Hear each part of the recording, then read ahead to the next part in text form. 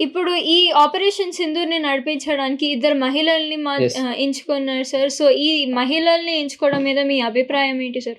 ఇక్కడ ఈ సందర్భంగా మన దేశ ప్రధాని మోదీ గారిని అభినందించాలి. ఎందుకంటే మన భారతదేశం నుంచి వెళ్ళి విహారయాత్రకు వెళ్ళి అక్కడ పహల్గామా, బైసరన్ ఆ ప్రాంతాలని వినోదాత్మకంగా చూసి వద్దామనుకున్నటువంటి అభాగ్యులని చంపినటువంటి ముష్కరులు ఎవరైతే ఉన్నారో ముష్కరుల్ని అంతమొందించడానికి ఈ ఆపరేషన్ సింధూర్ అనేది పెట్టారు. అంతేకాకుండా ఈ సింధూర్ ఆపరేషన్‌లో పాల్గొన్నటువంటి సోఫియా ఖురేషి అండ్ వ్యోమికా సింగ్ వీళ్ళు అత్యంత నైపుణ్యత కలిగిన వాళ్ళు, చాలా ట్రైనింగ్ తీసుకున్న వాళ్ళు, కల్నల్‌గా కూడా వ్యవహరించిన వాళ్ళు, వీళ్ళకి చాలా ఎక్స్‌పీరియన్స్ ఉంది.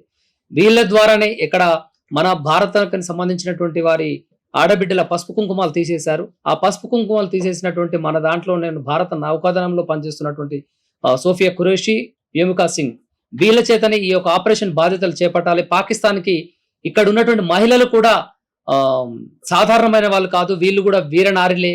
మరో ఝాన్సీ లక్ష్మీబాయి, రుద్రమాదేవి మాదిరిగా యుద్ధాలైనా చేయగలుగుతారు. అబల అంటే సబల అని నిరూపించాలని ఉద్దేశంతోటి ఆపరేషన్ సింధూర్ అని పెట్టారు దాన్ని.